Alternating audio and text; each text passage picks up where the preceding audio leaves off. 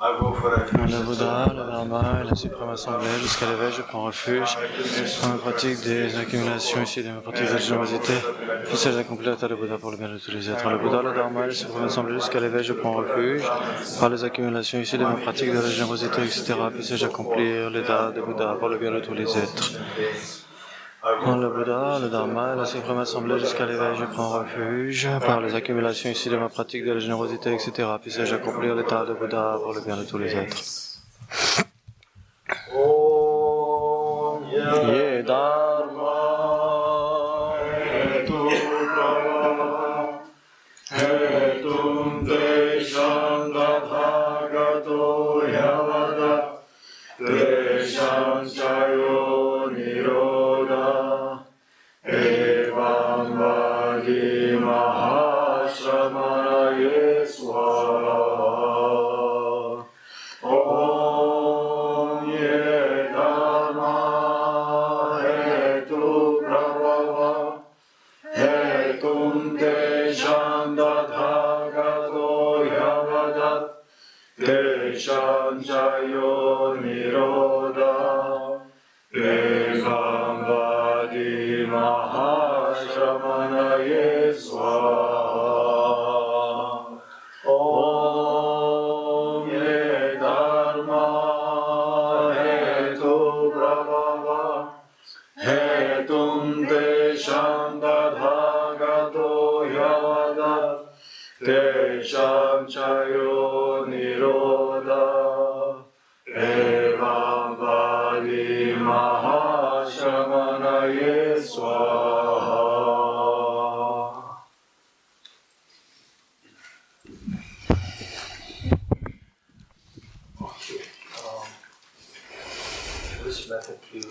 Et donc, quelle méthode on était en train de faire hier? La méthode causale en 7 points pour développer bodhicitta. Et au sein de ces 7 points, où est-ce qu'on en était? Le numéro combien? Jinden. Ouais. Okay, so finally, from here, donc de cela,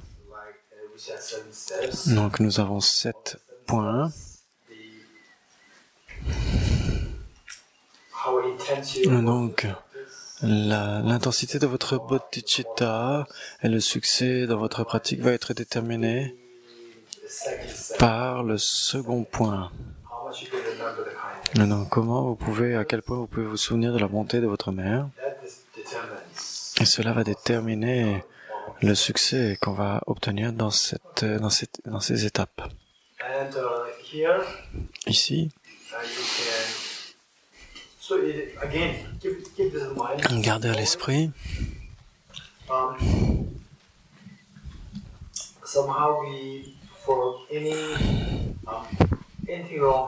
d'une manière ou d'une autre, la tendance que nous allons avoir, c'est que nous allons blâmer tout ce qui était tous les êtres à l'extérieur. C'est la façon de penser des êtres ordinaires, vous inquiétez pas. Et donc ici, l'un des trucs qu'on peut avoir dans cette pratique pour la rendre pleine de succès, c'est de développer la compassion. Dès l'instant où vous blâmez les autres, la compassion, elle n'advient pas. Et nous, on a besoin de faire en sorte que notre esprit fonctionne de certaine manière, que nous cessions de blâmer les autres. Et donc, la façon dont nous blâmons les autres jusqu'à maintenant, ça a été de manière insensée, pas du tout rationnelle. On va essayer maintenant de faire quelque chose de beaucoup plus sensé. On se dit, je veux le bonheur. Mais j'aime beaucoup blâmer les autres, je ne me blâme pas moi, vous pourriez blâmer qui que ce soit, et votre bonheur devrait grandir, si c'était le cas. Et donc si vous réfléchissez de manière sensée, vous verrez que l'attitude égocentrique, c'est ce qui, de toute façon, apporte toutes les destructions en nous. Et puis, les autres ne sont pas du tout. Bien sûr, on doit être extrêmement réaliste, comme les deux, le son d'un claquement de main. Vous avez les deux mains qui sont là, les facteurs externes et les facteurs internes, on en a parlé ou pas? On en a parlé, oui. Et donc les facteurs externes sont là, les facteurs internes sont là. Et habituellement. Et donc on ne fait que blâmer les phénomènes et les facteurs externes. Et on ne pense jamais aux facteurs internes. C'est toujours... Ça, c'est un extrême. Et puis, dès l'instant où vous blâmez les facteurs externes, ok, si cela fait grandir votre bonheur, tant mieux, faites-le. Mais cela n'arrive pas. Plus vous allez blâmer les phénomènes externes, plus vous serez misérable. C'est la réalité. Ensuite, l'autre extrême, c'est de dire, après avoir participé à une retraite comme celle-ci, on se dit, tout ce qu'on a entendu de quelqu'un, c'est que tout est purement interne, purement interne, il n'y a rien à l'extérieur, le monde est tellement merveilleux, et ce n'est qu'à l'intérieur, et là c'est un autre extrême, et donc c'est très irréaliste. Et donc une approche irréaliste ne pourra jamais vous permettre d'obtenir le bonheur et d'être heureux. Et donc dès l'instant où de toute façon nous aurons à surmonter des difficultés qui viennent de l'extérieur, on verra qu'il y a les deux côtés.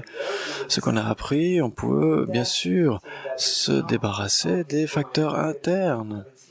On peut voir que de notre expérience, le monde n'est pas parfait. Et même les groupes de discussion, j'ai entendu ce qu'on a appris, on a appris une fois une chose, mais la réalité semble être différente, il semble qu'il y ait la théorie et la pratique. Ce que j'ai appris, c'est qu'il y a interne, mais la réalité, c'est qu'il y a des phénomènes externes. C'est qu'on ne voit pas la corrélation entre ce qu'on a appris et la réalité. C'est là où on se trompe. Et donc, on doit apprendre, on a appris, les choses sont purement internes, c'est l'impression qu'on a. Et puis quand on va à l'extérieur, mais il n'y a que l'extérieur. Et ça, c'est une contradiction. Donc, on voit une contradiction entre ce qu'on a, en d'autres termes, ce qu'on a étudié les enseignements des bouddhistes, et puis ce qu'on expérimente dans la vie. On n'arrive pas à voir la corrélation. Et puis, en même temps, pour être extrêmement honnête, il y a des enseignants qui vont dire « Mais oui, mais ce n'est qu'interne, et il faut quand même être extrêmement réaliste. Il faut être réaliste, et ce n'est pas purement interne. Les phénomènes externes sont là. Si les phénomènes extérieurs sont là, pourquoi est-ce que le Bouddha s'il n'y avait pas de facteur externe, pourquoi est-ce que le Bouddha aurait établi autant de règles pour les moines et les moniales? En disant, en faisant attention, en disant faites attention aux phénomènes externes, faites attention à ceci, faites attention à cela. Et donc essayez de trouver une protection, une enceinte de protection autour de vous, grâce aux vœux, etc. Et donc en d'autres termes, si vous rencontrez des enseignants bouddhistes, qui vous disent « tout est purement interne », et dites « ce n'est pas vrai, vous devriez être réaliste. Le Bouddha est extrêmement réaliste, la sainteté de Dalai Lama est extrêmement réaliste. Si vous devenez malade, vous allez voir sa sainteté en disant « s'il vous plaît, bénissez-moi pour que je guérisse », il va dire « allez à l'hôpital ». Sa sainteté ne va jamais dire « ah tiens, je vais faire une divination, n'allez pas à l'hôpital ». Si vous allez à l'hôpital, la maladie va s'aggraver. Et jamais ne va dire ça. Elle va dire au contraire, allez à l'hôpital. Et donc, une fois que vous allez à l'hôpital, il va vous faire une divination. Et si vous réalisez que aucun hôpital ne peut vous aider, à ce moment-là, sa sainteté pourrait dire, ok, vous pouvez faire cette pratique, cette puja, et c'est la médecine tibétaine, etc. Et il pourrait recommander des objets alternatifs. Mais sinon, il est extrêmement pratique, pragmatique, extrêmement réaliste. Il faut être réaliste, c'est mon point ici. Et donc, c'est pas simplement parce que quelqu'un vous dit « Ah, c'est purement interne », ce n'est pas la réalité. Les deux sont là, les facteurs externes et les facteurs internes, ne l'oubliez pas. Parce que pourquoi je dis ça de manière assez ferme, c'est que chez les Occidentaux, où on est censé être dans une culture de l'analyse, du raisonnement, etc., et parfois on peut suivre tellement des enseignants de manière aveugle. Et puis certains enseignants que je connais qui ne sont pas si réalistes que cela. Et puis on entre dans une forme de maladie extrêmement sévère. Et puis vous allez voir, sa sainteté vous dit d'aller à l'hôpital. Et puis, il y a des maîtres qui disent, vous considérez ces maîtres comme votre maître racine, et qui vous disent non, ne faites pas de chirurgie, ils font des divinations, ils disent faites des pratiques de purification. Les pratiques de purification viennent après. Non, vous pouvez faire, vous allez d'abord à l'hôpital, vous allez d'abord. Et ensuite, vous pourrez faire vos pratiques de purification. C'est extrêmement réaliste. Les facteurs externes sont là, les facteurs internes sont là. Ce que j'ai dit, c'est qu'il faut faire attention aux deux, les facteurs externes et les facteurs internes. C'est lorsque vous êtes une personne extrêmement élevée, extrêmement réalisée, gâtée, quand vous avez enseigné le point paragaté, à ce moment-là, les facteurs externes ne vont pas jouer tellement de rôle.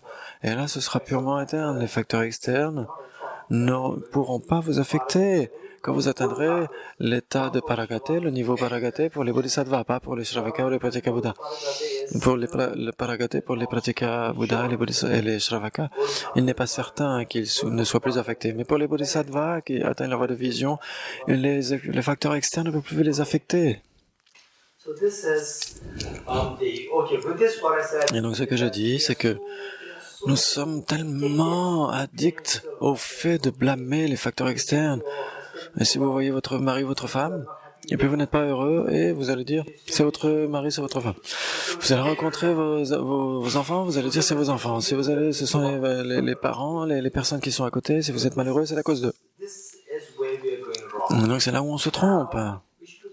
Et maintenant, on devrait être très réaliste. L'aide immédiate est là, les mesures immédiates sont là. On ne devrait pas oublier les mesures sur le long terme. On vit dans deux mondes, le monde immédiat, le monde sur le long terme. Le monde immédiat, c'est quoi? C'est aujourd'hui. Aujourd'hui, demain. Le long terme, c'est quoi? Si vous devez vivre à 80 ans, quelqu'un qui est dans sa vingtaine, il a encore 60 ans. Vous devez penser à, après 20 ans, 40 ans, 60, faire en sorte que vos qualités internes se développent, votre paix naturelle, et que vous soyez plus heureux, encore plus heureux. Si vous n'êtes pas plus heureux, c'est qu'il y a quelque chose qui cloche. Si avec l'âge, vous devenez de plus en plus vieux, mais votre esprit vous devient de plus en plus heureux, Il y a de nombreux endroits où les personnes ont 60 ans, 70 ans, et puis vous n'avez plus la jeunesse, vous êtes écarté des groupes de jeunes, etc. Et la jeunesse vous manque, et vous n'êtes pas un bon pratiquant. Si cela arrive, si au contraire, vous êtes de plus en plus âgé, et vous êtes vous êtes plus heureux que lorsque vous étiez jeune, à ce moment-là, vous avez une croissance spirituelle qui est advenue. Vous êtes un véritable pratiquant du Dharma. Alors ça, c'est ce qu'il faut garder à l'esprit. Avec cela, et donc ces retraites, comme la retraite de Bodhicitta, les enseignements de Mahayana ou de la tradition de Nalanda, où on met tellement l'emphase sur ces points, en se disant, qui est responsable de mon bonheur? Les phénomènes externes? Moi? Ou l'attitude égocentrique? Mon attitude égocentrique ou moi? ou les personnes à l'extérieur. Votre mère, votre père, votre mari, votre femme, l'enfant, voisin, ou qui que ce soit. Les facteurs externes sont là. Mais pour le long terme, la vision à long terme, c'est l'attitude égocentrique qui est responsable. Les facteurs externes sont là parce que on ne peut pas se débarrasser facilement de l'attitude égocentrique. Si vous avez identifié des facteurs externes et que vous essayez de vous prévenir de ces facteurs externes pour ne pas être trop affecté, et ce qu'on peut véritablement faire, c'est que de toute façon, on ne peut pas se débarrasser totalement des facteurs externes, mais faites de votre mieux pour éviter d'être affecté par eux. Et à l'intérieur, vous ne haïssez jamais le soi, votre propre jeu. Si vous détestez votre jeu, si vous vous détestez vous-même, c'est terminé, c'est fini. Parce que le jeu, le soi, c'est ce qui va se développer par gâter, etc. En se disant, oh, regardez les autres, ils sont super, et moi, je suis un cas désespéré. Mais n'importe qui est un cas désespéré, puisqu'on vit de toute façon dans le samsara. On a tous été désespérés. Et donc, si on vivait dans une terre pure d'un Bouddha, et qu'on aurait des défaillances, ok, ce serait une chose. Mais là, on est dans le samsara, c'est normal. C'est par définition, on est dans l'échec jusqu'à maintenant. C'est la nature du samsara, mais du samsara, on peut s'en sortir. S'il n'y avait pas de samsara, il n'y aurait pas besoin de ce bodhisattva qui viendrait. Les Bouddhas et les bodhisattvas, ils viennent pour nous aider. Et parce qu'ils voient l'espoir selon lequel on peut être aidé. Ne vous détestez pas le jeu, le soi est extrêmement important. La personne est éradiquer l'égocentrisme et le jeu deviendra le Bouddha. Et c'est ce trésor qui pourra bénéficier à tous les êtres. Et donc, c'est un joyau qui exauce tous les souhaits, permettant d'accomplir le bien de tous les êtres. Et donc, ne vous détestez pas, vous pourriez passer traverser des épreuves extrêmement difficiles. Mais, par exemple, ce matin, il y a quelqu'un qui, à Singapour, j'ai appris une nouvelle où une personne qui, à Singapour, qui a demandé de l'aide. Et donc, on peut parfois traverser des épreuves extrêmement difficiles. Mais il n'y a aucun intérêt de se haïr soi-même. Il ne faut jamais vous haïr vous-même en disant « Ah, je suis le pire des échecs. » Si vous faites cela, ça, c'est le pire des échecs. Personne ne peut vous détruire. Personne ne peut vous détruire que votre propre haine envers vous-même. Se haïr soi-même, c'est le pire des échecs. Tant que vous avez cet état d'esprit qui est maintenu, personne ne peut vous mettre en échec. Vous pourriez avoir des difficultés, des périodes, à chaque fois, par toutes les perspectives, vous pourriez voir qu'il y a des difficultés. Mais gardez à l'esprit, en se disant, ok, je vois cette situation, mais dans ce monde, ce n'est pas que le monde soit totalement noir. Il y a des gens bien, il y a des gens difficiles, mais il y a des gens bien. On devrait aussi ne pas être trop compliqué. Il faut qu'on cède. Oubliez le dharma, même au sens conventionnel, si vous êtes une personne trop compliquée. D'emblée, vous allez vous dire, oh, comment allez-vous si quelqu'un vous demande comment allez-vous? Est-ce que c'est ton boulot? Est-ce que ça te regarde? Et non, pour qui es-tu pour me demander cela, on va dire. Et qu'est-ce que je peux t'aider? Mais tu penses vraiment que je suis ton patient? Et donc là, c'est trop compliqué, personne ne va vous aider. Et si les bodhisattvas viennent, et donc les gens qui veulent vous parler, ils ne pourront pas vous parler. Dès l'instant où on va vous demander quelque chose, comment allez-vous? Êtes-vous mon médecin? On va répondre. Et comment est-ce que les Bouddhas et les Bodhisattvas pourraient vous aider? Conventionnellement, le dharma, ça veut dire qu'on devrait faire plus que ce que le monde conventionnel espère. Ce que le monde conventionnel espère, il faut être décent de manière conventionnelle. Ça, on doit s'y conformer.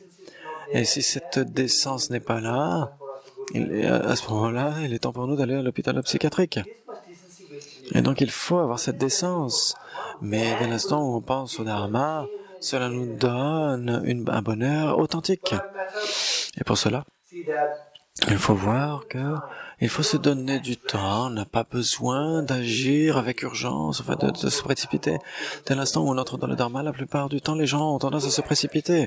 Il ne faut pas se précipiter, soyez qui vous êtes, conduisez-vous de la façon dont vous conduisez habituellement, mais intérieurement, essayez de vous donner du temps pour penser, pour voir quels sont les facteurs qui sont responsables pour le bonheur ultime et qui peuvent me débarrasser de mes problèmes. Les facteurs externes.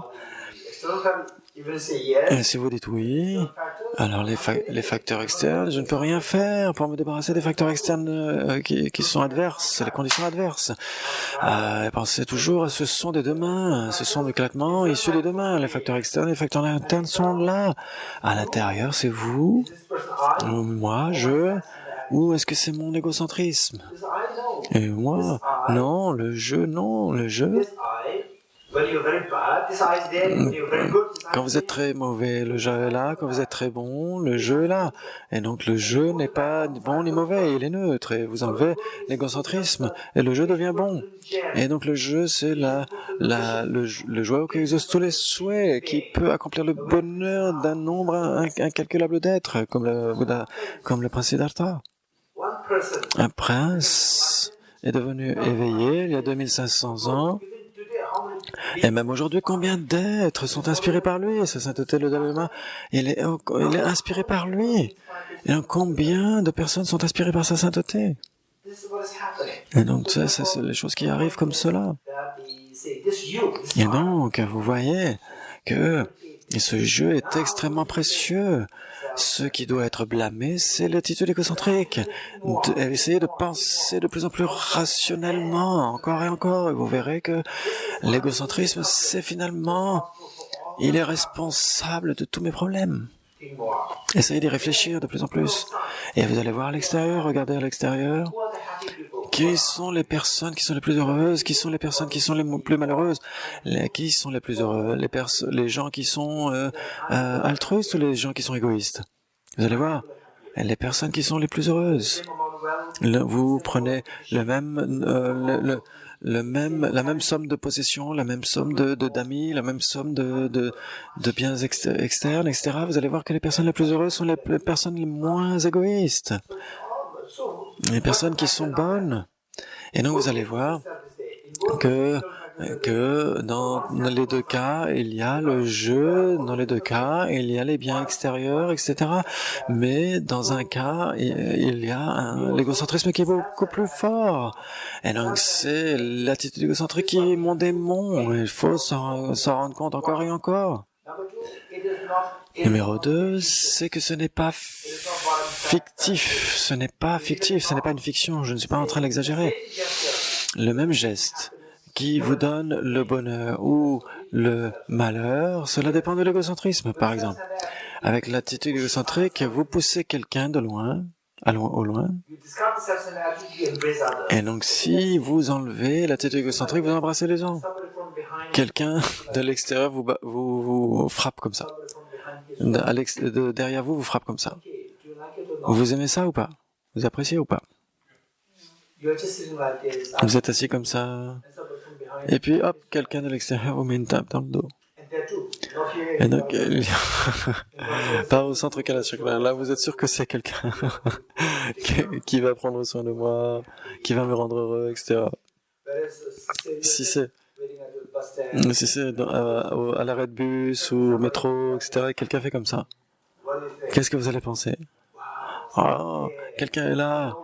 De nulle part, quelqu'un vient pour me rendre heureux, ou alors, qui est-ce qui fait ça? Quelle est votre réaction?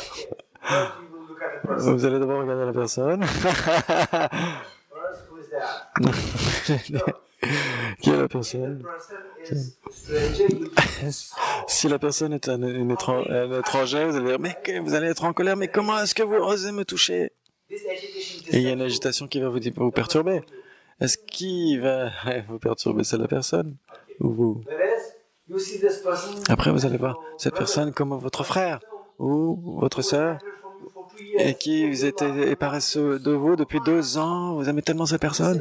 Et là, vous voyez la personne et vous dites, ah, mais ça, c'est un geste d'amour et vous êtes tellement heureux. Et là, vous embrassez la personne votre frère, votre sœur, etc. Le même geste, que vous l'interprétiez comme étant bien ou pas bien, ce n'est pas en dépendance du geste lui-même, c'est par rapport à votre connexion. L'attitude égocentrique, moi, pourquoi moi? Et donc, quand cela émerge, là, vous n'aimez pas du tout ce geste, vous trouvez ça horrible. Alors que c'est de l'amour, quand c'est l'amour, le sentiment de proximité, etc., ce geste, il est super. Donc c'est comme ça que chaque instant d'insatisfaction mentale, il y a nécessairement l'attitude égocentrique. Par exemple, la nourriture. Par exemple, la nourriture. Quel type de nourriture? Une nourriture qui doit avoir une petite pincée de sel, par exemple, des pâtes. La soupe, il y a tellement de soupes différentes. Pas le riz, non. Faites de votre expérience, le riz. Des frites françaises. Et donc, il y en a aussi qui sont sans sel. Qui d'autre? Oui. Sans le sel, ce n'est pas bon. Donc, on va prendre des frites. Je n'aime pas les frites. Donnez-moi un autre exemple.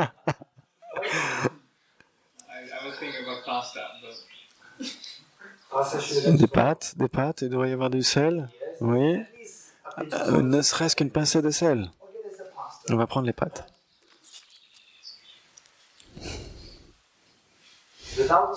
Sans le sel, quelqu'un va vous servir des... C'est pas agréable si on nous sert des pâtes sans sel. Quelqu'un qui va vous inviter, par exemple. Et donc, de la même façon, sans sel, les pâtes sont un peu bizarres.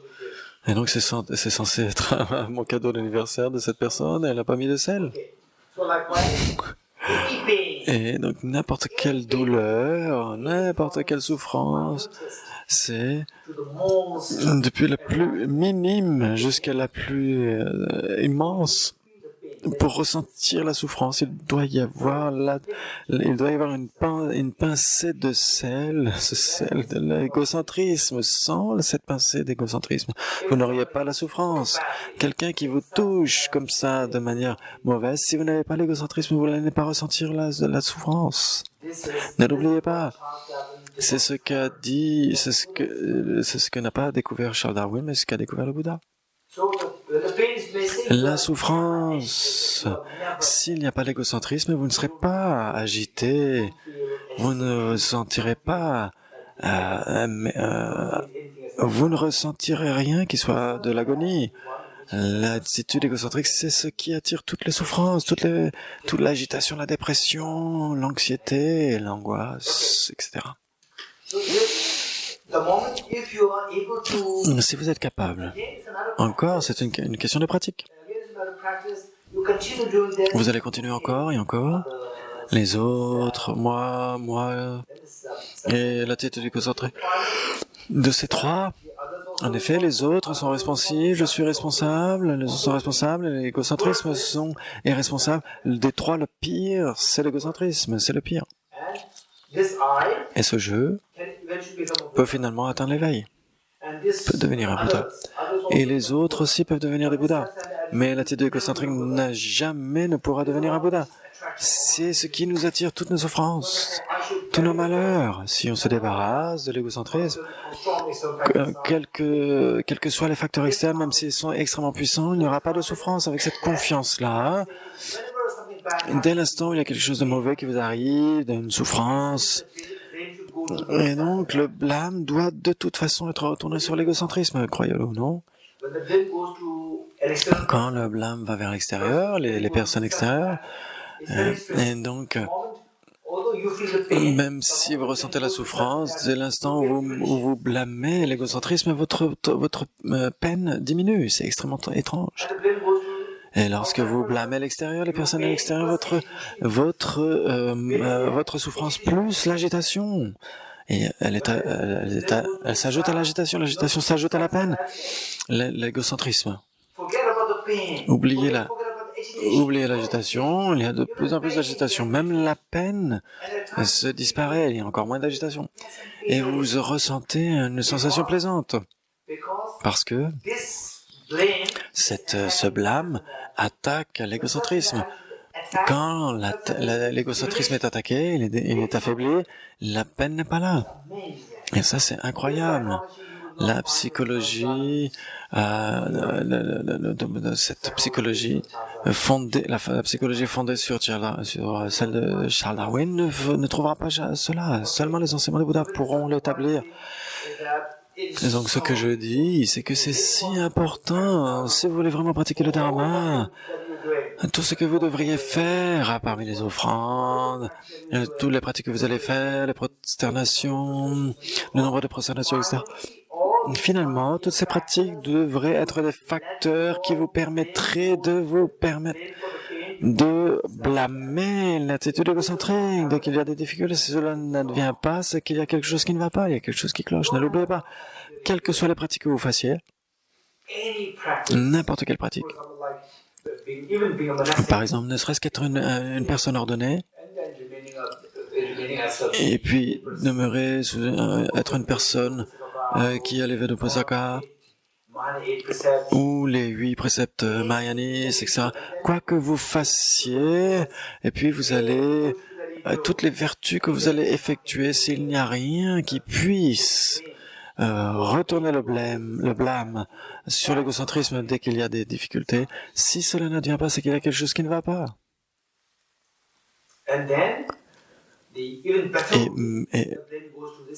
Et donc, ce qui serait génial, c'est que le blâme soit retourné contre l'égocentrisme et l'ignorance qui saisit un soi. Donc, ça, c'est beaucoup plus subtil. Pour cela, on devrait actif intellectuellement et utiliser la sagesse de la vacuité, etc., de la façon dont on a fait ici. Et donc, si cela n'advient pas, au moins le blâme va vers l'égocentrisme. Même si c'est des milliards de fois, vous vous dites si vous n'arrivez pas au bout de millions de fois de retourner le blâme sur l'égocentrisme, ça veut dire que vous n'avez même pas la possibilité de goûter la saveur d'une pizza, vous n'avez même pas la photo d'une pizza. Et donc il est nécessaire d'intégrer ces enseignements et de désintégrer. L'égocentrisme est extrêmement facile à identifier, même si vous n'êtes pas bouddhiste. Les gens des autres religions, même les non-croyants, et des gens qui sont extrêmement décents, des personnes extrêmement bonnes, dès l'instant où ils voient qu'ils interagissent avec vous, et ils voient que vous êtes un petit peu égoïste, et donc malgré tout, ces personnes sont extrêmement bonnes. Et donc, il y a des gens qui sont extrêmement bons. Et donc, tant qu'on n'est pas introduit à la vacuité, même si vous êtes gentil, agréable, etc., vous ne pourrez jamais identifier l'ignorance qui saisit un soi. C'est impossible.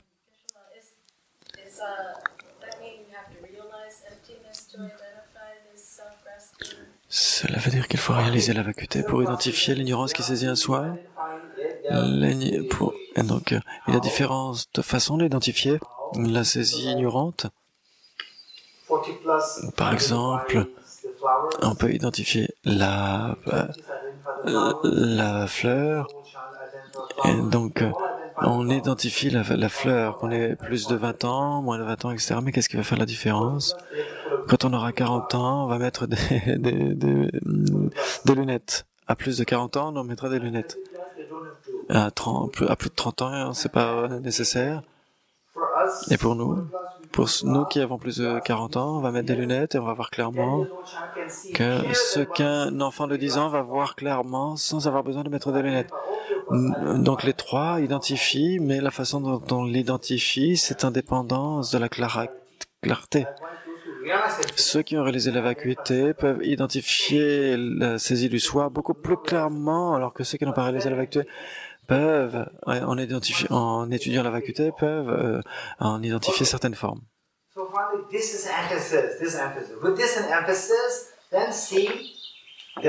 Avec cette emphase, voyez comment est-ce que vous pouvez blâmer, non seulement blâmer l'égocentrisme, mais en plus s'en débarrasser. Comment est-ce qu'on le fait? En chérissant les autres, en se souvenant de la bonté des autres. Plus vous allez vous souvenir de la bonté des autres, plus vous allez les aimer, et plus vous allez aimer les autres, et plus l'amour de soi, comment dire, l'amour du soi, ou l'autochérissement. Et donc, dans ce cas-là, ça veut dire que c'est l'égocentrisme qui sera affaibli et abandonné. Et donc, il faut commencer par aimer le jeu, le soi, d'une manière extrêmement rationnelle, extrêmement logique. Il ne faut pas sombrer dans le...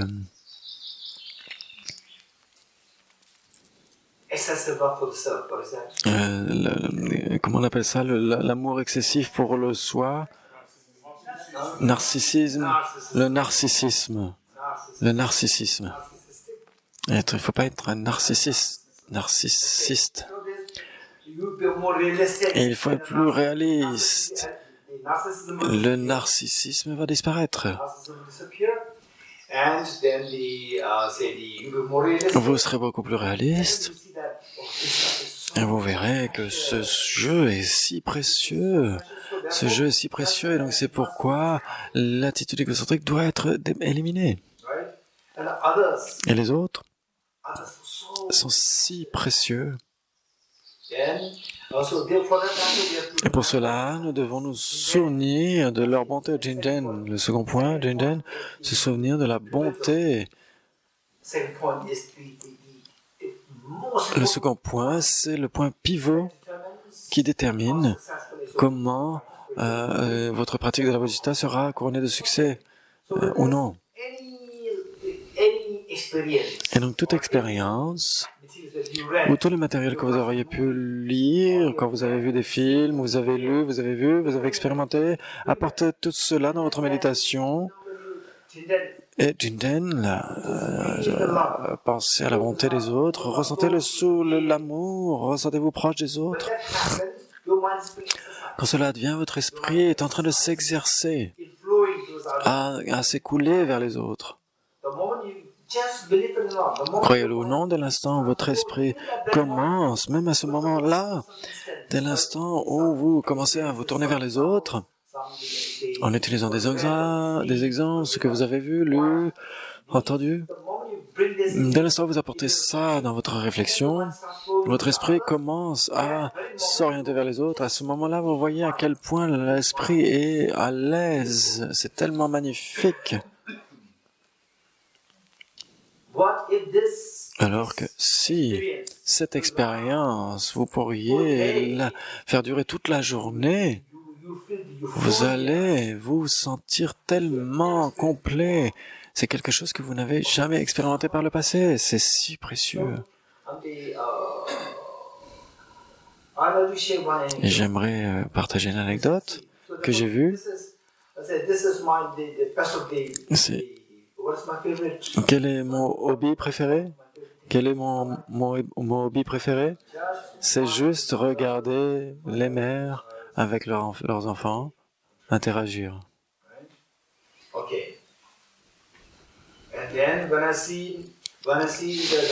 Et quand je vois une mère ou un père et l'enfant qui a déjà ses 30 ans,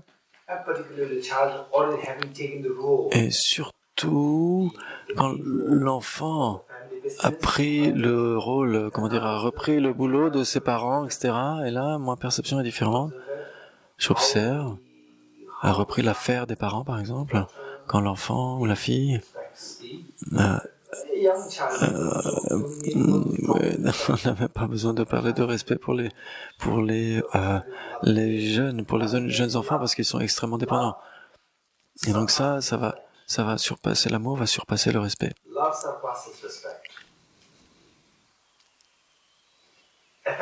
L'affection authentique. Avec l'affection authentique, les règles, le respect, tout ça, c'est surpassé, tout cela est transcendé. Tout est inclus. Et l'amour est authentique est là, tout le reste est là. Les règles, la discipline, etc. Pourquoi est-ce qu'elles sont là? L'amour et l'affection sont beaucoup plus efficaces que toutes les règles énoncées, dictées par les gouvernements.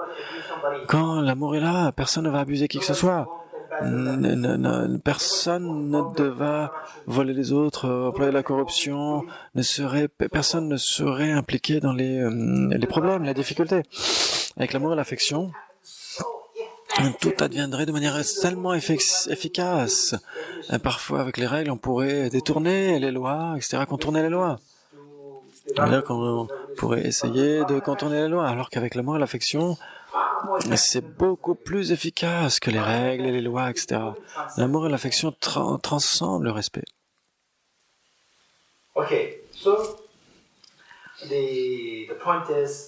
Le point ici, c'est que on doit apporter tout cela. Et donc une fois, qu'est-ce qui est arrivé? Donc j'étais dans un train de l'Inde du Sud, d'un monastère jusqu'au nord de l'Inde, pour aller suivre les enseignements de sa sainteté. Et dans le train, dans le même compartiment, il y avait un père indien, la mère et le fils. Quand le jeune enfant est là, la mère est là, et donc je suis content. Mon boulot, c'est juste d'observer. J'ai mon film. Et donc, j'observais cela. Et puis, le fils avait 8 ou 9 ans, et il était assez perturbé, il était turbulent. Et le père a dit que le fils s'appelait peut-être Ram. Et Ram. Et dès que le père a dit Hiram, le fils est devenu extrêmement... il s'est rigidifié. Et la mère était dans un coin de la banquette, vers la fenêtre. Et la mère était plutôt détendue. Et puis elle a appelé le mari, je me souviens plus du nom du mari. On va dire... Et lui, il s'est rigidifié aussi. Je veux cela. Et lui, il a ouvert le sac, il a pris exactement ce qu'elle voulait. Qu'est-ce que tu veux? Qu'est-ce que tu veux d'autre? Et je me suis dit, waouh, le fils était extrêmement solidifié quand le père a dit, hé, Aram. Et le père s'est rigidifié quand la dame l'a appelé par son prénom. Et donc, la mère, bien qu'elle fût extrêmement détendue, relaxée, etc., elle a juste demandé quelque chose et le père était rigide. Et le fils a demandé quelque chose à sa mère. Et la mère, elle s'est redressée. Elle a dit, qu'est-ce que tu veux? Qu'est-ce que tu veux? Est-ce que tout va bien? C'était magnifique. Donc je pouvais voir le triangle. Le fils était dominé par le père. Le père est dominé par la mère, par la femme. Et la femme est dominée par le fils. Le fils, je ne sais pas comment il était dominé par le père, peut-être par la peur. Et le père. Et pourquoi est-ce qu'il était dominé par sa femme? Ça, je ne sais pas. Physiquement, bien sûr, le père est plus fort, mais je ne sais pas pourquoi c'est elle qui le dominait, et la mère était dominée par son fils. Et là, ça c'est sûr, c'est l'amour de la mère qui faisait qu'elle était tout entière pour lui. Et que, donc le fils était dominé par le père à cause de la peur, mais la mère était dominée par son fils par l'amour, l'affection. C'est tellement magnifique. Et une autre occasion, après de nombreuses années, et j'ai vu un Tibétain, et donc là c'était aussi un triangle, mais tibétain, et le fils était extrêmement turbulent. Et là, une famille extrêmement similaire. Il y avait le train, il y avait les couchettes en bas, qui étaient assez petites. Quelqu'un comme nous, une personne peut à la rigueur juste dormir là. C'est suffisant pour avoir juste de quoi dormir. Et en haut, et donc en fait, c'était pour le père normalement, en haut, un espace en haut, au milieu pour la mère et le fils ensemble. Mais le fils a dit, « Ah, je vais dormir là-haut. » Et le père a dit, « Ok, je vais monter avec toi. » Il a dit non. Et la mère a dit, « Ok, je viens avec toi. » Il a dit non. Et le père a dit, « Mais nous les deux ensemble, on ne peut pas dormir dans le même endroit. » Et le fils a dit, « Non, c'est pas grave, je vais là en haut. » Et donc le père s'est assis comme ça, et la mère s'est assise aussi de l'autre côté.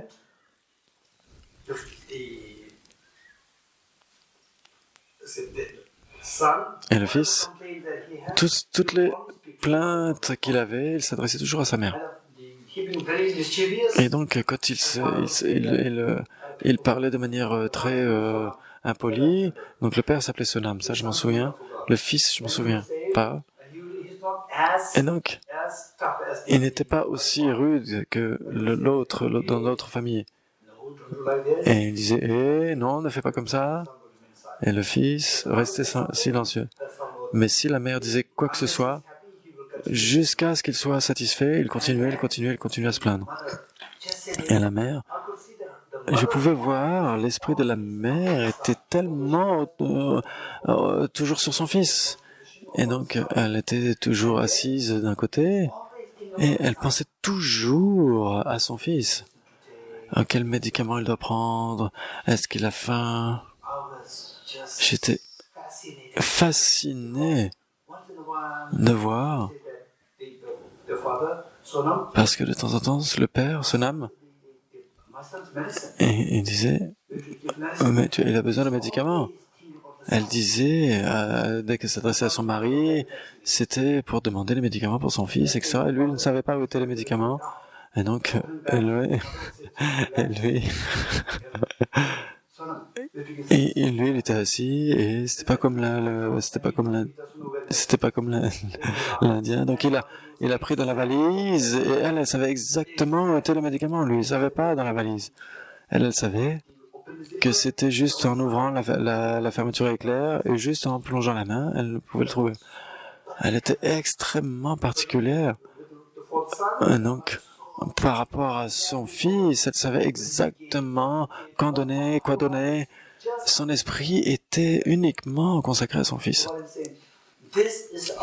Et donc ça, c'est le type d'amour qu'on reçoit de notre mère. Et donc, ce que j'ai observé, le fils ne s'en souviendra pas après 20 ans. Il ne se souviendra pas de tous ces détails de l'amour que lui a donné sa mère. Il n'en se souviendra même pas. Je sais cela parce que j'observais cela. Et donc, même si la mère, elle était couchée, elle pensait à son fils. Et tout était calme, etc. Et à nouveau, elle demandait à son fils, « Mon fils, est-ce que tu as faim? Tu n'as pas mangé tellement. Tu devrais manger quelque chose. » C'est cet amour-là qu'on a eu. Et puis après, il va grandir, 16 ans, 17 ans, 18 ans. Et après, on n'a plus besoin de qui que ce soit pour nous nourrir. Et la mère, elle devient insignifiante. Et on oublie l'amour de notre mère. On oublie l'amour qu'on a reçu de notre mère. Ça, c'est tellement triste. Tellement triste. À l'intérieur, on aime. On aime depuis notre jeunesse. On aime. On a l'amour qui est là, mais au fur et à mesure qu'on devient de plus autonome, cela reste en profondeur. C'est toujours là. Si vous y repensez, comment raviver cela, vous allez voir, cela va revenir à la surface instantanément. Et donc, tout ce que j'ai pu observer, et donc, dans votre vie aussi, vous pouvez utiliser vos propres expériences et apporter cela dans votre méditation, cela sera extrêmement utile. C'est Jinten. Ensuite, qu'est-ce qu'il y a? Jinso. Jinso, c'est quoi? Rendre la bonté. Plus vous allez penser à la bonté de vos parents, juste y penser. Y penser de plus en plus, Et automatiquement, votre réaction automatique va venir. Votre réaction, ça veut dire votre réponse extrêmement positive. Même votre visage, la radiance de votre visage va changer. Combien d'entre vous ont remarqué cela? Par exemple, quelqu'un vous sourit. Un sourire authentique, quand quelqu'un vous sourit.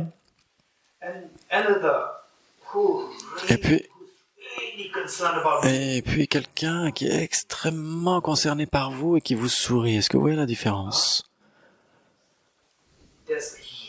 Il y a vraiment une vraie différence. Une immense différence.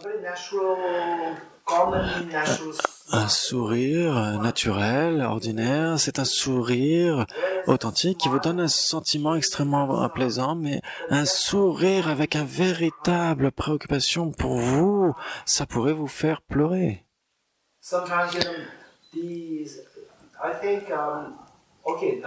Maintenant, je suis plutôt fort, je ne serai pas facilement, déstabilisé, je ne serai pas extrêmement,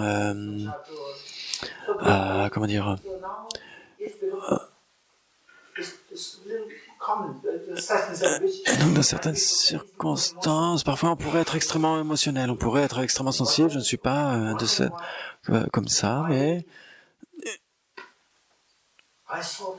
j'ai pu voir une fois le sourire de quelqu'un. Je sais que cette personne m'aime tellement et ce sourire, je peux voir que ce sourire est extrêmement profond. C'est un sentiment de préoccupation pour moi. Et donc, moi qui pensais être si fort intérieurement, cela m'a fait pleurer. C'est tellement merveilleux. Ce sentiment que quelqu'un prenne soin de nous. Et donc, même si nous avions une dose de cette sensation d'amour de la part de quelqu'un, on va se rendre compte à quel point c'est extrêmement merveilleux, on va chérir ce sentiment. Donc, le point ici, c'est que vous pouvez engendrer cela, vous pouvez créer cela. N'espérez pas que les autres vous le donnent. Et maintenant, vous êtes suffisamment vieux, vous avez 20 ans, 30 ans, 45 ans, vous pouvez engendrer cela.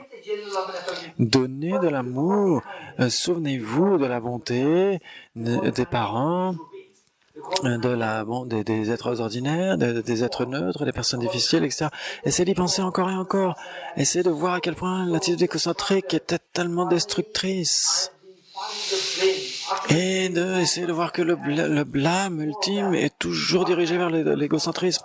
Et automatiquement, votre réponse vers les autres sera extrêmement positive. Et en particulier, quelqu'un qui est bon de manière si évidente vis-à-vis de vous, votre sourire, votre expression faciale va être extrêmement différente.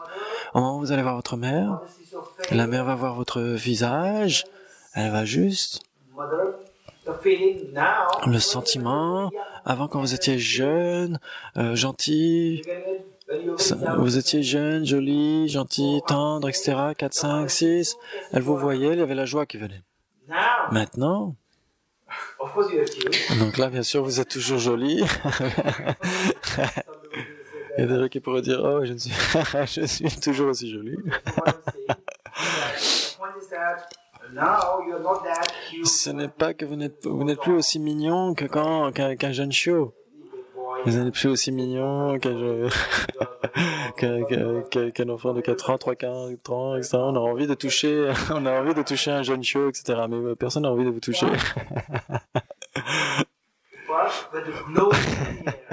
Mais quand la radiance est là, sur votre visage, quand vous souriez à votre mère, quand elle va voir votre visage, elle vous aime déjà. Numéro 2, l'amour plus l'amour que vous renvoyez, c'est ça, elle ne l'espère pas. Et ça, c'est quelque chose en plus. Et donc, cette radiance va encore se développer. Et quand vous allez voir cela, vous allez vous dire, mais ça c'est merveilleux. Vous allez voir cela aussi sur votre mère, le visage de votre mère. Vous allez vous dire, mais regarde comment elle m'apparaît quand je lui. Vous allez voir la radiance aussi sur son visage. Et donc vous allez vous dire, mais c'est merveilleux d'être proche de votre mère. Ça va être un sentiment tellement plaisant. Alors que précédemment, qu'est-ce que vous faisiez?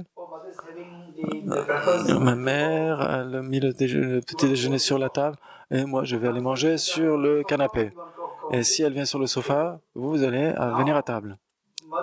Et votre mère va venir manger. Et maintenant, si elle se met sur le sofa, vous allez vous mettre à côté d'elle. Et donc, si elle veut aller manger son petit déjeuner sur son lit, vous allez aussi vous asseoir sur son lit. Hein, c'est magnifique. Et votre mère sera tellement heureuse. C'est le plus beau cadeau que vous puissiez lui faire. Et vous êtes très heureux. Et tout le monde à l'extérieur va aller voir la dynamique entre la mère et la fille, ou la mère et le fils, et ils vont dire, mais ça c'est merveilleux, ils vont vous envier. Et ils vont vous envier. Ça c'est merveilleux. Et donc j'aimerais tellement que ma fille aussi joue comme ça, ou que mon fils agisse comme ça. Ils vont ressentir ce souhait. Et là, quand les autres vont venir, ils vont aussi changer leur attitude. Et vous allez être comme un exemple pour eux. Ça, c'est si important. Donc, le point supplémentaire qui suit, c'est rendre leur bonté. Rendre leur bonté à nos mères. Donc ça, c'est pas une pratique extrêmement spéciale. C'est que plus vous allez penser à la bonté d'autrui, et plus, le numéro 3, vous allez faire un engagement. C'est pour cela que maintenant c'est mon boulot. Je ne vais pas laisser tout tomber. Je vais ne pas laisser les choses en l'état. Je vais véritablement lui rendre sa bonté. Je dois leur rendre leur bonté. Je vais faire en sorte de rendre sa bonté à ma mère et toutes les mères de mes vies passées aussi. C'est une question de temps. Donc je vais rendre cette bonté. Faire un sentiment, un engagement extrêmement puissant. Parfois, qu'est-ce qui pourrait arriver? C'est que quelqu'un va éprouver une difficulté, elle va avoir... et donc, par exemple, quelqu'un qui est dans un incendie, et vous allez sauter tout de suite dans le feu pour aller sauver la personne. Parce que d'une certaine façon, vous savez que la personne qui est dans une maison en feu, elle peut souffrir terriblement. Et donc, on aurait envie d'aider, mais on n'a pas nécessairement le courage. Ce courage peut être construit. On peut s'entraîner à développer ce courage. Je vais prendre la responsabilité. Je prendrai cette responsabilité. Plus vous le dites, plus mentalement vous y pensez, et plus votre courage se construit. Et par la suite, sinon une situation arrive, une situation extrêmement difficile, par exemple votre mère est piégée dans un feu, et donc vous seriez tellement submergé que vous allez partir. Et donc, mais au contraire de cela, si vous vous entraînez, vous allez sauter dans le feu pour la sauver. Le point ici, c'est que c'est si important. Je prends la responsabilité. C'est quelque chose qui est unique par rapport à la pratique du Mahayana. Je prends la responsabilité. Jinso. Et ensuite, qu'est-ce qu'on a? Yeon Jamba. Yeon Jamba, c'est quoi? C'est quoi Yeon Jamba? C'est voir les êtres à la lumière de l'amour, de l'affection. Et donc, on est censé les connaître sur le bout des doigts, n'est-ce pas? On devrait les connaître sur le bout des doigts. Je suis sûr que vous les avez. Vous les avez, n'est-ce pas? Vous ne les avez pas oubliés? Vous les avez sur le bout des doigts? Oui, j'en suis sûr, oui. Pas besoin de demander, j'en suis sûr. Donc, Yeon Jamba, c'est voir les êtres à la lumière de l'amour, de l'affection. C'est si magnifique. C'est extrêmement important. Là encore, la façon dont votre pratique est forte ou pas, cela dépend cela dépend des états précédents. Plus vous allez vous souvenir de la bonté des autres, de votre mère, de vos mères des vies passées, et plus ce sentiment de Yonjamba, l'amour, l'affection sera intensifié d'une manière naturelle. Ici, so you have to, let's say, say there are the small babies. donc les petits bébés, par exemple, les bébés français, les bébés français, des centaines de bébés français sont là, 1 an, ils ont tous 1 an, etc. Et puis il y a quelqu'un qui arrive, mais ils sont tous pareils, ils sont tous similaires, on ne pourrait pas les distinguer. Vous ne savez pas qui est qui. Mais la mère peut tout de suite distinguer son enfant des autres. Elle peut facilement distinguer son bébé d'un autre, ou sa fille ou son fils. Et qui est ce fils ou qui est cette fille, qu'il peut être reconnu par sa mère au milieu de 30 ou 40 autres bébés. C'est qui cet enfant? Qui est cet enfant que votre mère pouviez identifier? Vous, c'est chacun d'entre nous. Donc, votre mère, pourquoi est-ce qu'elle pouvait vous identifier si facilement? Parce que votre mère vous voit comme étant l'enfant le plus beau de tout ce groupe. Parce que vos pères vous voient comme étant l'enfant le plus beau. Il y a cette radiance en vous. Est-ce que vous êtes le plus beau? Au milieu d'un groupe de 30-40 bébés, il pourrait y avoir un Miss Univers. Miss Univers. Les autres pourraient être Miss Univers, par exemple, même autour de vous. Et pourtant, pour elle, aux yeux de votre mère, elle peut vous identifier parce que vous êtes le plus merveilleux, parce que vous êtes le plus beau.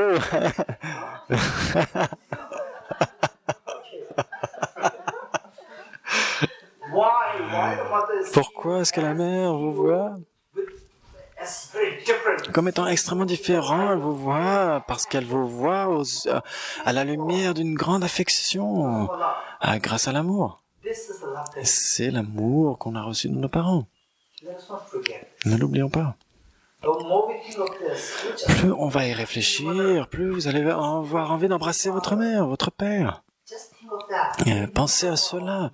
On n'y pense jamais.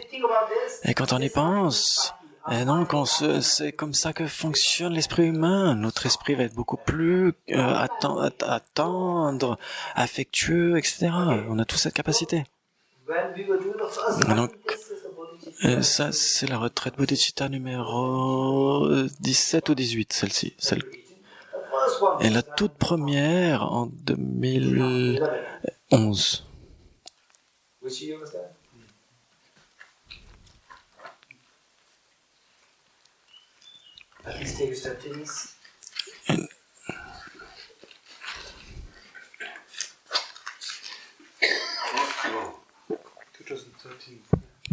En 2013.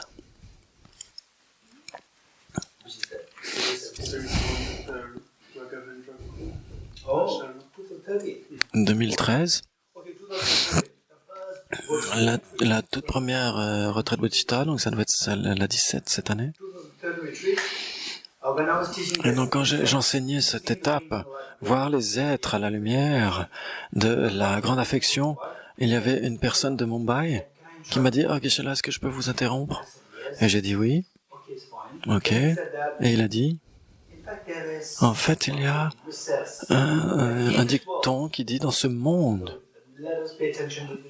essayez d'être attentif, c'est très beau, dans ce monde, il y a un seul bébé qui soit le plus magnifique et chaque mère l'a. » Vous comprenez? C'est incroyable. Comment les mères voient leur enfant, leur bébé, comme étant le plus beau du monde. Et c'est exactement ce qui m'est arrivé aussi. J'avais 11 ou 12 ans à l'école. Combien d'entre vous connaissent Richard Gere?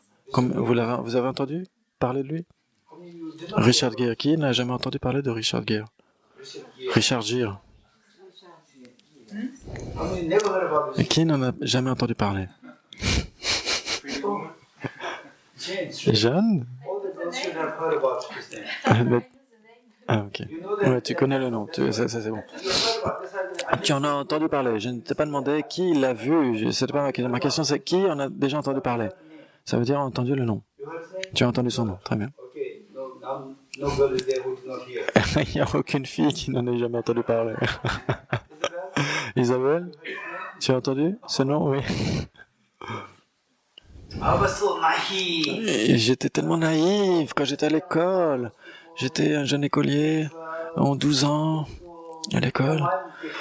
Et mes collègues à l'école, moi je connaissais rien sur le monde. Je ne savais même pas qui était Richard Gere. Et puis, l'un de mes camarades d'école m'a dit « Hey, il y a Richard Gere qui arrive à l'école. » Je dis « Mais qui est Richard Gere ?» Il a dit « Mais c'est un acteur d'Hollywood. » Ah, j'ai dit « Ah, je connais Hollywood. » Mais quel acteur d'Hollywood? Et il est très populaire. Et je pensais qu'il serait quelqu'un qui est extrêmement lumineux, etc. Et donc j'étais tellement naïf. Et donc la façon qu'il y aurait des rayons de lumière qui sortiraient de lui, tellement élégant, etc. Et puis les gens tout le monde est allé là-bas. Donc je ne suis pas allé vraiment là-bas, mais c'était juste parce que j'avais besoin d'aller. Et puis un gentleman passait avec une dame tibétaine. Et puis les gens disaient « Ah, Richard Gere. » J'ai dit « Ah, mais c'est une grande opportunité. » Et je me disais « Mais où est Richard Gere? C'est cette personne. » Et je me disais « Mais mon père est beaucoup plus beau que lui. » C'est quoi Richard Gere? C'est quoi? C'est qui? Je me suis dit, ah, mais c'est quelqu'un qui serait avec des rayons de lumière extrêmement lumineux, etc. Mais non, mon père est encore plus beau que lui. Pourquoi il est si populaire? Et donc, c'est ce que j'avais à l'esprit quand j'avais 11, 12, 13. Je me suis dit, mais pourquoi est-ce qu'il est si populaire?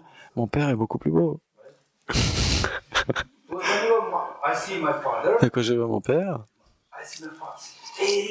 de quelqu'un d'extrêmement spécial, extrêmement unique, quelqu'un qui ressort par rapport au public. Beaucoup plus beau que cet homme. Pourquoi est-ce qu'il est si populaire? C'était ma réaction. Et puis après, j'avais 12, 13, 14, 18, 19. Et un jour, j'étais avec ma tante, qui était du côté de ma mère. Et donc parce que j'ai perdu ma mère très tôt, et j'étais toujours à l'école, etc., jamais rarement avec ma famille, et ma tante a partagé avec moi par rapport à ma famille.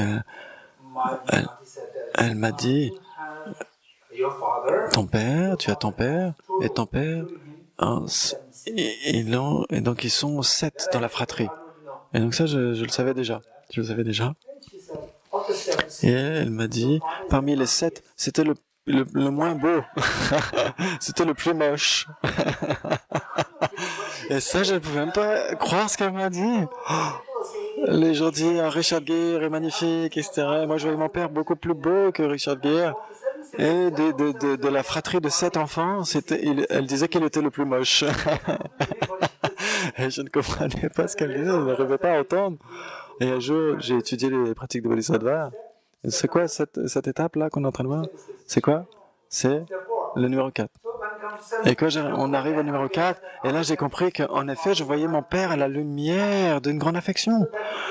Et donc c'est ce qui me faisait voir mon père comme étant beaucoup plus beau que Richard Gere, mais en fait, ça se trouve, il était extrêmement moche.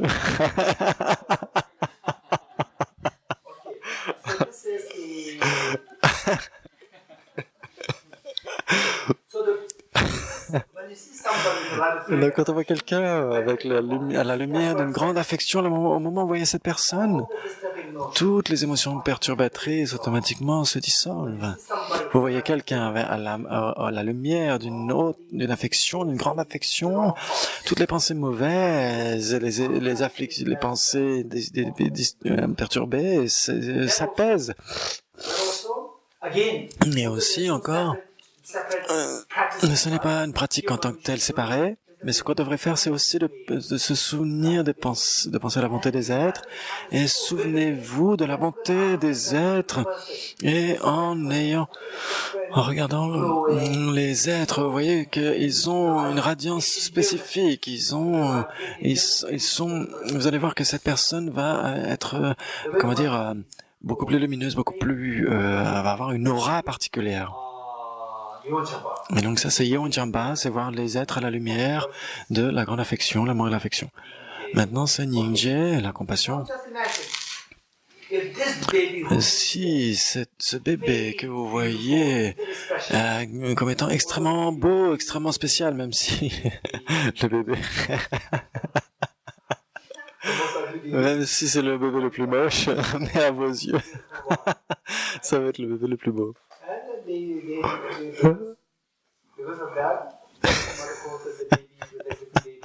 Et donc la mère va l'appeler va l'appeler mon ange. Et c'est quoi les autres mots qu'on utilise? Mon ange, mon bébé, mon petit chéri, etc. Tout ce qu'elle emploie comme mot. Mon père nous appelait Norbu. Norbu, ça veut dire mon joyau. C'est beau, hein, c'est très joli. Norbu, en tibétain, mon joyau. Et en anglais ou en français, qu'est-ce qu'on dirait? On appellerait quelqu'un honey et parfois darling. Et donc en français, qu'est-ce qu'on dit? Mon chéri, mon chéri. Mon chéri is like darling, darling. Et c'est magnifique, c'est joli. Et c'est juste grâce à ce sentiment d'affection. Et maintenant, imaginez que cette personne vis-à-vis de laquelle vous vous sentez tellement aimant, affectueux, si cette personne, ce n'est pas juste faire générer des bons sentiments, etc. Ce n'est pas ça. C'est qu'il faut les emmener à l'éveil. Il faut les emmener au bonheur infini. L'intrépidité, l'absence de peur. Et pour cela, vous devriez ressentir la responsabilité. Vous devriez voir les autres êtres en train de souffrir, la réalité douloureuse de ces êtres, l'amour et l'affection. Quand vous voyez la nature douloureuse de ces êtres, automatiquement, cet amour et cette affection va se transformer en compassion. Puisses-tu être libre de la souffrance et des causes de la souffrance? Et donc, si vous n'aimez pas, si vous ne pratiquez pas jusqu'à ce point-là, l'amour ne sera pas généré. Si l'amour n'est pas généré, et quand vous voyez la nature douloureuse des êtres, si vous voyez vous voyez quelqu'un qui est neutre, qui souffre, dans la plupart des cas, vous serez indifférent. Et vous allez voir la nature douloureuse des personnes difficiles, vous allez vous réjouir. Et si vous voyez la nature douloureuse de quelqu'un que vous aimez, la compassion va s'écouler normalement. Donc il faut voir les êtres d'une manière au regard de l'affection, et après vous allez voir la nature douloureuse, la souffrance manifeste, souffrance du changement, et souffrance omnipénétrante. Souffrance manifeste, souffrance du changement, et souffrance omnipénétrante. Essayez de penser à ces trois niveaux de souffrance, et en particulier de la façon que vous souffrez à cause de saisie ignorante et l'égocentrisme, les autres aussi souffrent de cela, de l'égocentrisme et de la saisie ignorante. Et en particulier les personnes difficiles, maintenant vous les voyez comme votre mère, comme vos mères, vous les voyez qui sont tellement bonnes vis-à-vis de vous, que vous les voyez la lumière de la grande affection. Et maintenant, pourquoi ces personnes sont décrites comme étant difficiles? C'est parce qu'ils sont tellement remplis d'égocentrisme et de saisie ignorante, ce qui les torture. Ça les torture. S'il n'y avait pas cela, leur nature de Bouddha serait brillante, elle pourrait briller, et ils embrasseraient tous les êtres.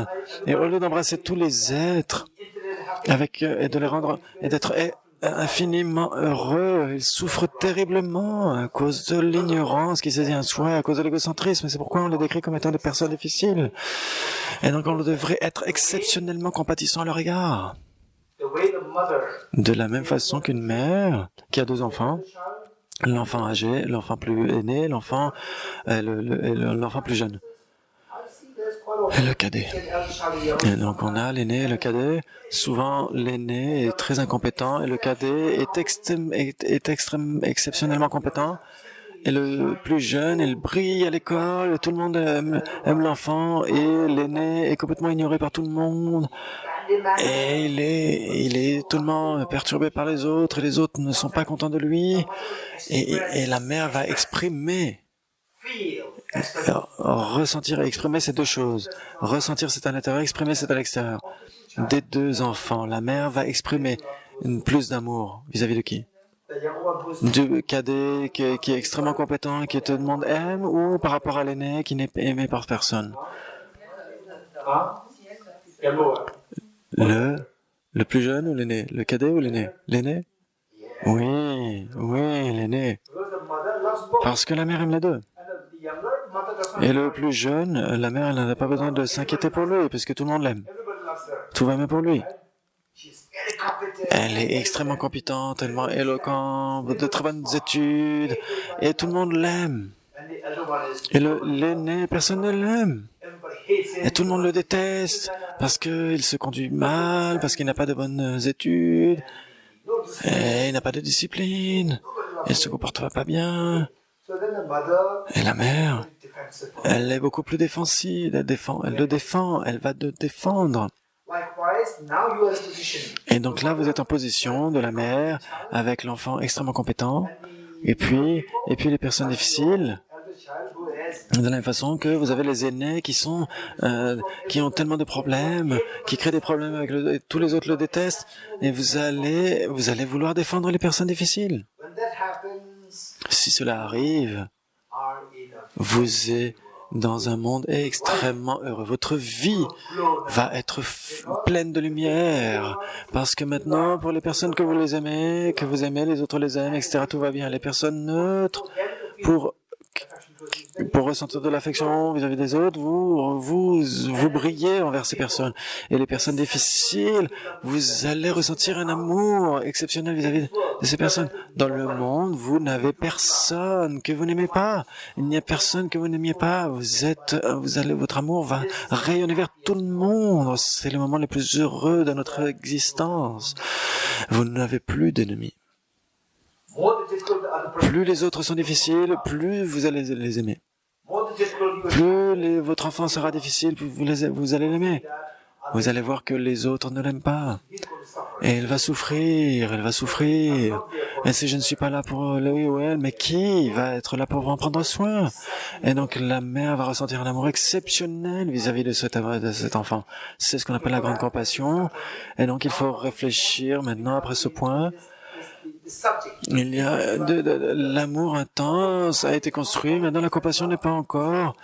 On doit penser à la nature douloureuse des autres. Vous devrez ajouter cette perception de la nature douloureuse, les souffrances manifestes, la souffrance du changement et la souffrance inhérente au conditionné.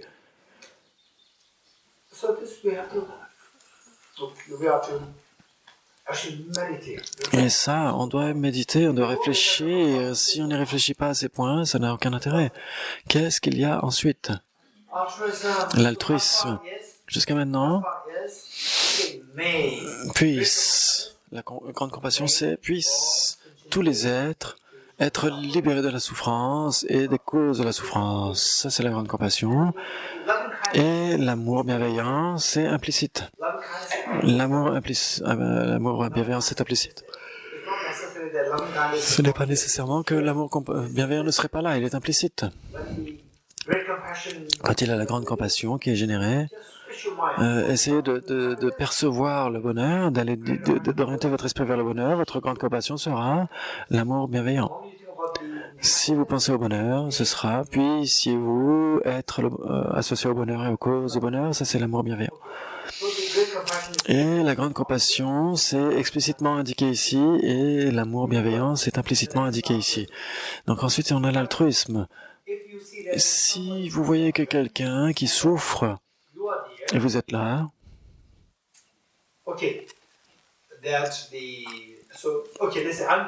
je suis là, et je me dis, oh, puisse-t-il ne pas souffrir, puisse-ça souffrir, cesser, puisse-t-il ne pas souffrir si je dis ça? et que la personne est en train de souffrir là, et puis vous arrivez, et puis vous arrivez, qu'est-ce que vous allez me dire? Qu'est-ce que vous allez me dire? Je suis là, j'ai une préoccupation tellement importante pour cette personne, puisse cette personne être libre de souffrance, et vous arrivez, qu'est-ce que vous allez me dire?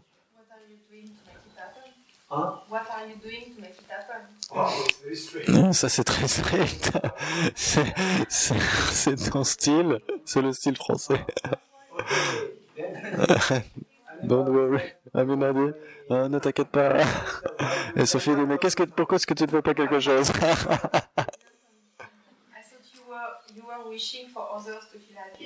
Oui. Donc tu peux voir de moi que je suis préoccupé. Oh, puisse-t-il être libre de la souffrance, puisse-t-il être si, puisse-t-il ne plus avoir de problème? Et moi, je suis en train de penser, il y a quelqu'un qui est en train de souffrir, et toi, tu arrives, et toi, tu me vois, je suis préoccupé par cette personne qui est en train de souffrir. Je dis, puisse-t-il souffrir, puisse-t-il cesser de souffrir? Faites quelque chose.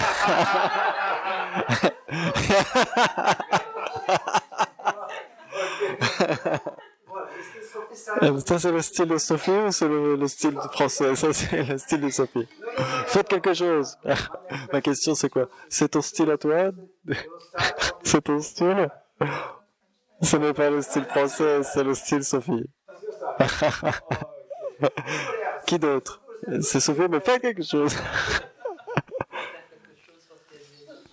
Mais can I do something to help you? Et Sophie écoute ce que tu dois me dire. Tu n'écoutes pas.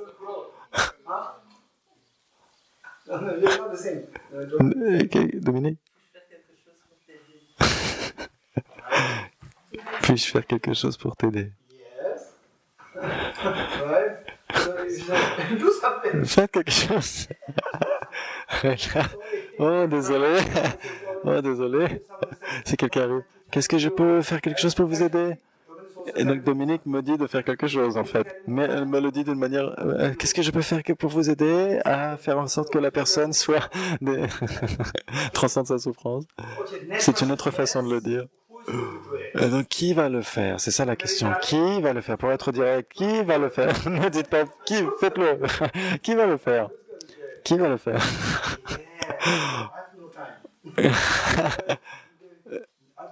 Oh, je n'ai pas le temps, je dois aller à la classe de Bodhicitta. Et donc, Sophie, écoute, mais j'ai pas le temps. Fais quelque chose. Oh, désolé, Sophie, je n'ai pas le temps, j'ai une classe de Bodhicitta, là, dans pas longtemps. J'ai classe et je ne peux pas le faire, je ne peux pas aider cette personne, je dois aller à la classe de Bodhicitta. C'est pourquoi faire la classe de Bodhicitta? C'est pourquoi faire? Et c'est pour qu'on puisse effectivement faire quelque chose. Ça, c'est la classe de Bodhicitta véritable. C'est la classe en action. Et la classe théorique, c'est la théorie. Après toute cette théorie, ça doit être appliqué dans l'action. Vous comprenez?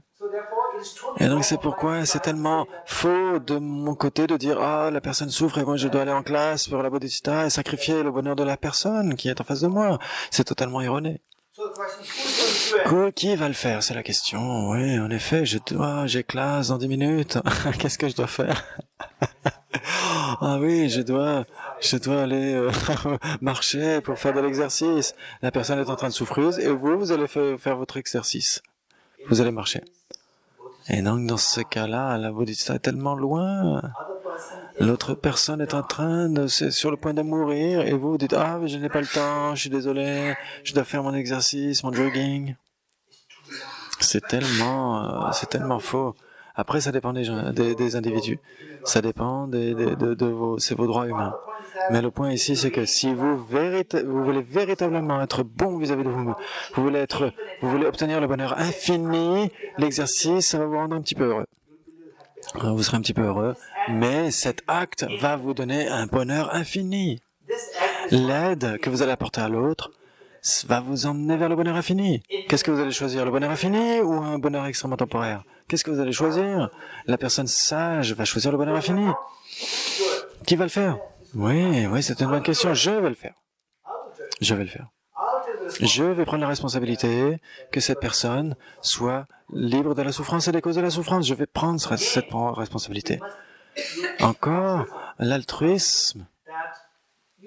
Vous allez dire cela verbalement, mentalement, faire quelque chose. Vous allez mentalement cultiver cet engagement. Je prends la responsabilité.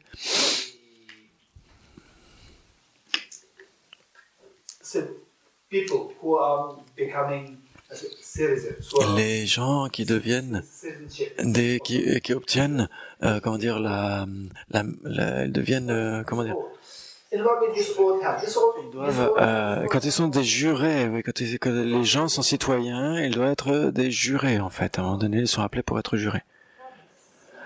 Qu'est-ce qu'ils... pardon, ils doivent jurer, ils doivent faire un serment. Les personnes qui deviennent citoyens d'une cité, etc., ils font un serment. Quand vous faites le serment, vous devez renforcer, ça renforce votre sentiment. Tiens, j'appartiens à la nation, à cette nation. Quand je deviens un patriote, quelqu'un qui fait partie d'une nation, etc., vous êtes accepté dans une nation, etc., vous renforcez cette appartenance au peuple en faisant un serment, sinon c'est juste un rituel. Et donc, l'altruisme, l'étape numéro 6, je prends la responsabilité de faire en sorte que tous les êtres échappent à la souffrance et aux causes de la souffrance. Et qu'ils aient le bonheur infini et les causes du bonheur. Vous faites cet engagement extrêmement ferme et résolu. Je vais le faire. Qu'est-ce qu'on a ensuite? Si vous dites, OK, ne vous inquiétez pas, je vais le faire. Je vais le faire. Et puis Sophie arrive. Qu'est-ce qu'elle va me dire? mais ne dites pas, je vais faire quelque chose, faites quelque chose. Sophie va me dire, faites-la.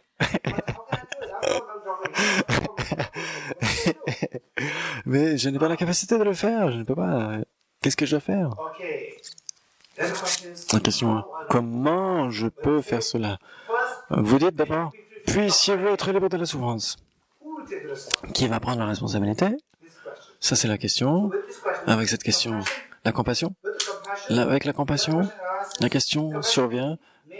Puisses-tu être libre de la compassion, de la souffrance et des causes de la souffrance? Ensuite, qu'est-ce qu'on a? Qui va le faire? C'est l'altruisme. C'est le point qui suit. Je vais le faire. C'est l'altruisme.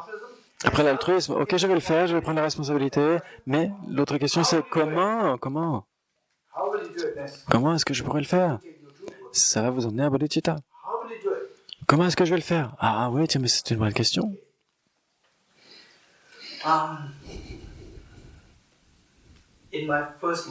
Dans mon premier monastère, à l'Institut de dialectique bouddhiste, il y avait un moine qui était plus jeune que moi. Et son frère aîné était tellement préoccupé. Il était entraîné comme un médecin tibétain. Il était extrêmement décent. Et le plus jeune était un peu plus insouciant, un peu plus négligent. Il était au monastère. Et l'aîné, bien qu'il ait été étudiant aussi à l'Institut médical, tous les dimanches, il faisait sûr de venir voir son jeune frère pour voir que tout allait bien. Que tout allait bien, ça veut dire qu'il prenait une douche, qu'il faisait sa lessive, que sa chambre soit propre, saine, etc. Et donc, il y avait juste un an de différence. Et ça, c'est aussi l'amour. Et c'est l'amour pour son jeune frère. Et lui aussi était étudiant, il venait à chaque fois à distance. Son lieu d'étude était éloigné, et un jour son frère n'était pas là. Il est entré dans la chambre de son frère, et il n'était pas là. Et la chambre était tellement bazar. Et donc le frère aîné m'a dit, il est tellement en colère, et tellement inquiet, et tellement énervé. Et il m'a dit, ce garçon, tous les jours, il prie, je vais atteindre l'éveil pour le bien de tous les êtres. Mais ne serait-ce qu'atteindre l'éveil, il n'y arrivera même pas s'il n'arrive même pas à prendre soin de sa chambre, de sa propre chambre, et donc de sa petite chambre. Vous comprenez? Comment est-ce qu'il peut prendre la responsabilité de tous les êtres? So there, Et la question c'est comment est-ce que je vais prendre cette responsabilité? so because then yes, this Et donc en effet, c'est une question extrêmement sérieuse. Et donc pour les enseignements marianistes, et donc sont tellement rationnels et tellement réalistes et pragmatiques. how will you do it? Et donc comment est-ce qu'on va le faire? Ce n'est pas juste se dire pendant une journée ou 2 journées, c'est pour existence après existence, vie après vie, pour un nombre infini d'êtres. Comment est-ce que je vais pouvoir le faire? Mais en effet, Then what will you do? qu'est-ce que vous allez faire? You look in the world. Vous allez regarder dans le monde et quelqu'un qui a réussi à faire cela, In history, et puis vous allez regarder dans l'humanité, l'histoire de l'humanité, vous allez voir qu'il y a le prince Siddhartha, in 6th century, et au 6e siècle avant notre ère, et il y avait un grand saint, un des saints qui était au 6e siècle de notre ère, il y avait les grands maîtres tels que Dignaga au 6e siècle, qui disait celui qui est devenu un guide infaillible, qui était aussi ordinaire que nous et qui ensuite a réussi à atteindre l'éveil. Et donc qui étaient ces personnes?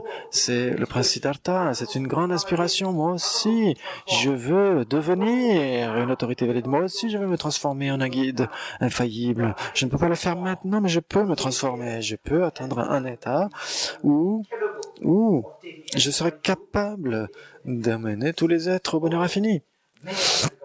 Et donc, puissais-je atteindre l'état de Bouddha pour le bien de tous les êtres qui sont mes chères mères? C'est Bodhicitta.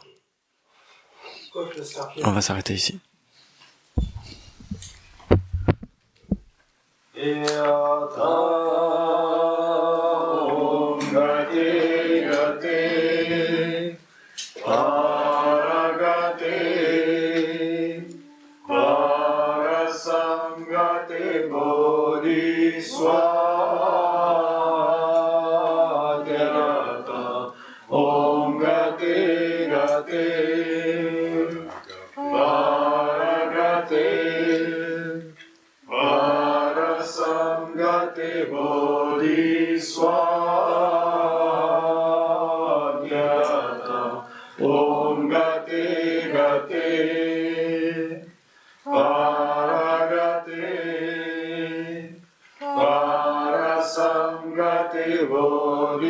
Bodhisvara